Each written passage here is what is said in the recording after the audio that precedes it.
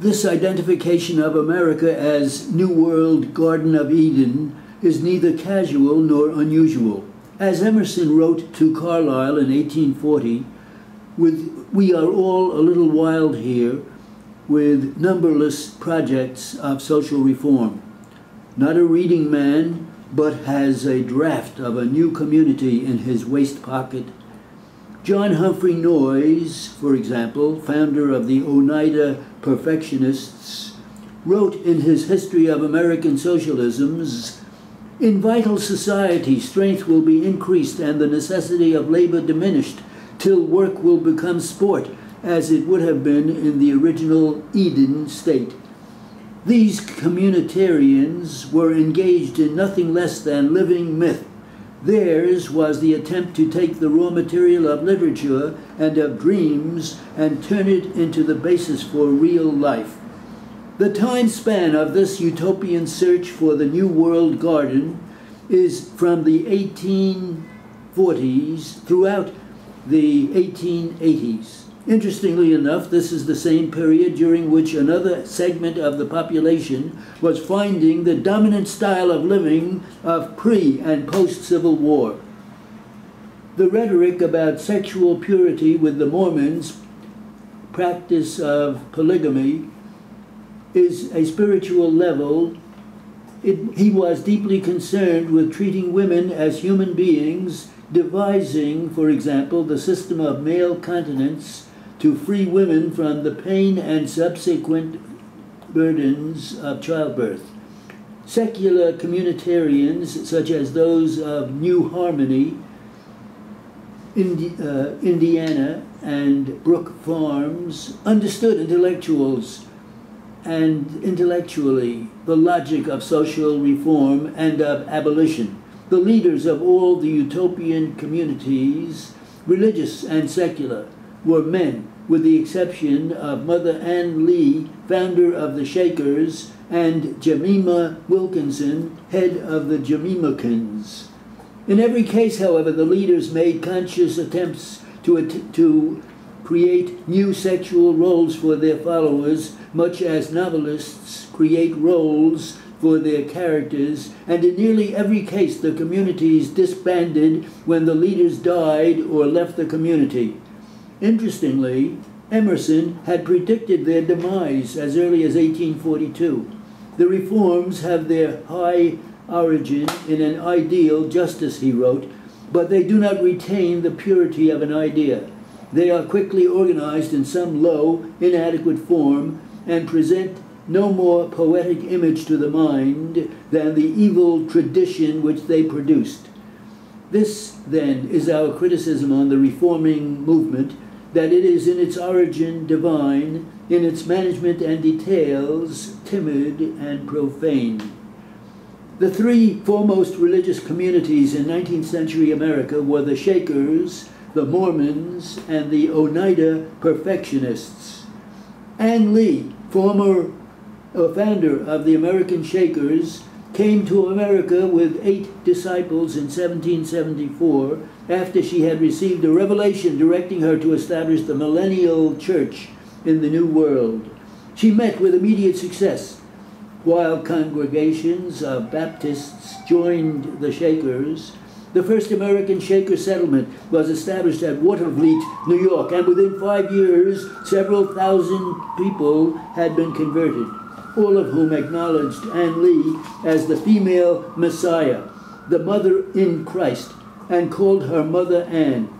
Originally known as the Shaking Quakers, because of their rhythmic bodily manifestations of religious fervor, the group took the name of the Millennial Church, or United Society of Believers, commonly called Shakers. The first formally organized Shaker community was established in New Lebanon, New York in 1787, 3 years after the death of Ann Lee. She had come from proletarian English stock. Her mother was a blacksmith. She went to work in a cotton factory at an early age and never learned to read or write. She had, says V.F. Calverton, a Joan of Arc complex, starting with childhood visions in which she saw herself as a divine spirit, an angel in human guise.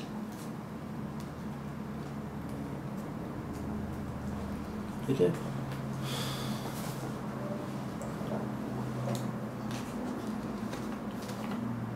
No, how's that? It's okay.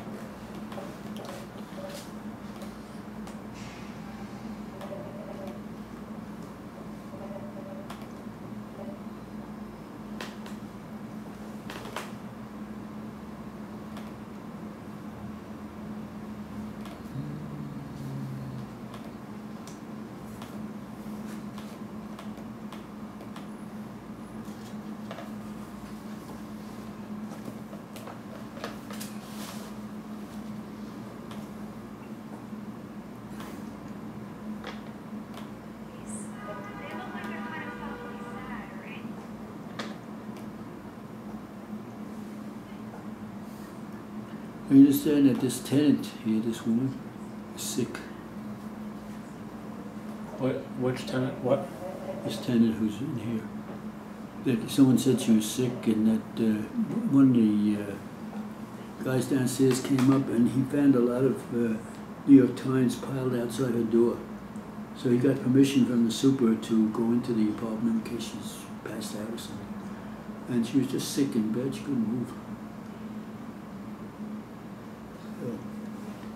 I don't know her that well, even though it's like 20 years or 25 years she's living there. Once in a while I meet her, you know, in the hallway or in the elevator, but I really don't know her. And she never seemed very anxious to make my acquaintance anyway.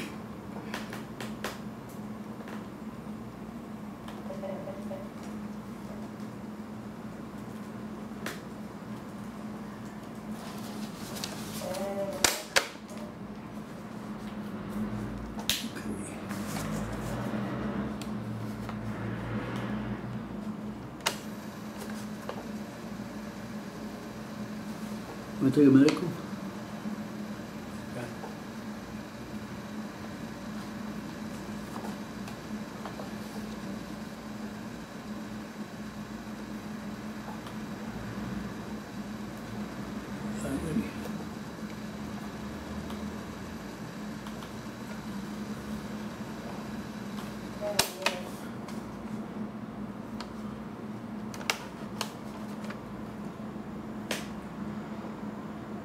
Doctor, what is a laparotomy?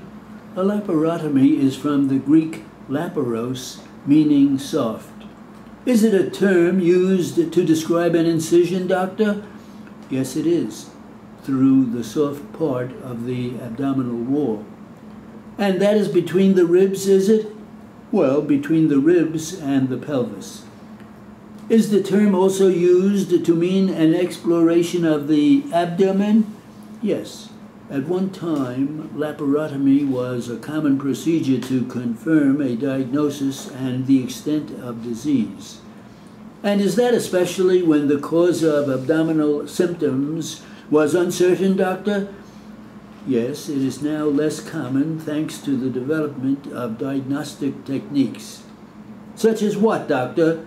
Such as ultrasound, computed tomography, magnetic resonance imaging, or MRI, and positron emissions. Is that a tomography, doctor? Yes, PET, positron emission tomography. Does that allow for diagnoses to be made, doctor? Yes, before resorting to surgery. Is it also less common as a result of minimal access procedures? That is quite correct, such as endoscopy and laparoscopy. Doctor, what are adhesions? Laparoscopy is often referred to as keyhole surgery. It allows a surgeon to explore the internal organs with a viewing device and to operate using surgical instruments inserted through a variable number of small incisions. Doctor, is it not true that carbon dioxide gas is pumped into the abdominal cavity? Yes, that is true, in order to expand the space and improve the view. And as most diseases of the gut involve its lining, however, laparoscopy does not replace endoscopic examination, does it? Well, if it is through viewing devices inserted via the mouth or anus.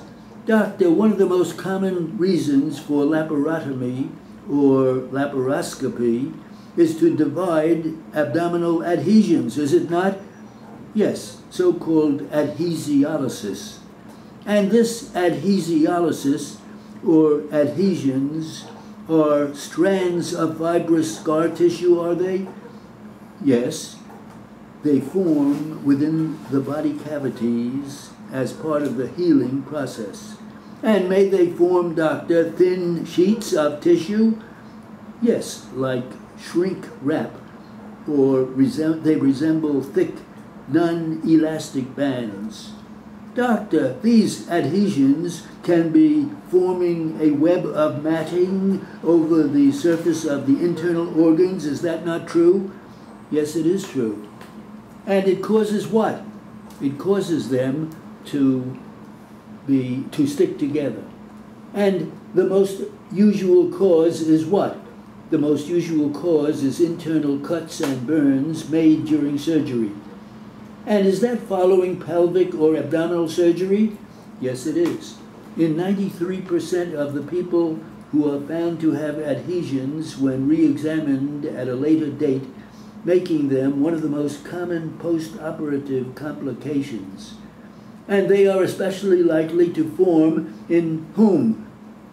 In the female pelvis following gynecological surgery. Is the risk of developing adhesions increased with age? Yes, it does increase with age and with the number of operations you undergo. Adhesions start to form within 3 to 5 days of surgery, although they may never cause problems. Symptoms arise months or even after years after they originally formed. And abdominal adhesions, doctor, are also found in 10% of people, are they not? Yes, they are, who have never had surgery, as their formation can be triggered by other traumas such as infection, bleeding, disease processes, chemotherapy, radiotherapy, and reduced blood supply. And this blood supply, doctor, is what?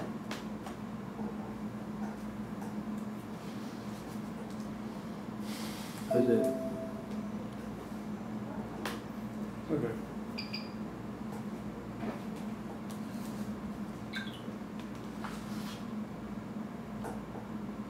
How do you write oscopy, like laparoscopy? S-K-O-E-P. If you use reverse. Yeah, reversing. Even though it's cope, it's all right. Laparoscopy. But I wouldn't write it that way. I write scope without the E.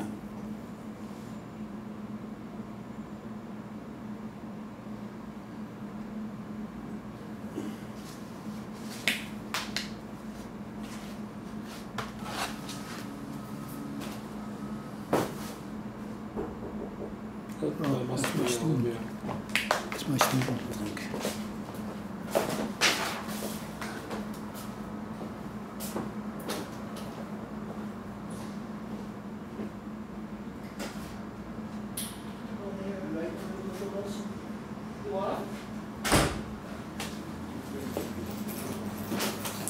I know. How are you?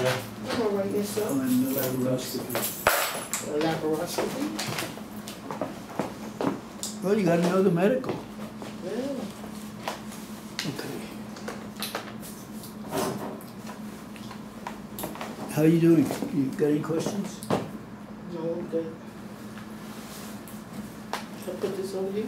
This is yours, Yeah, I'm gonna move it right now. otherwise I'll put it on the floor.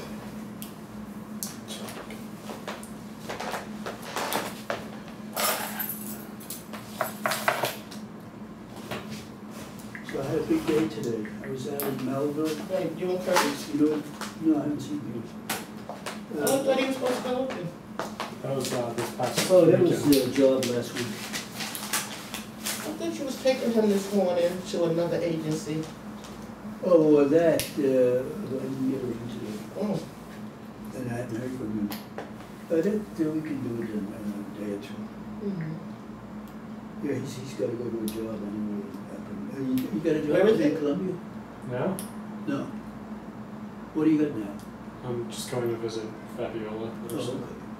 Oh, My company. I'm ready.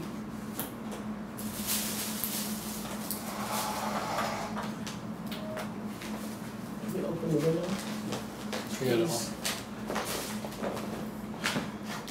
In fact, we should put the air conditioning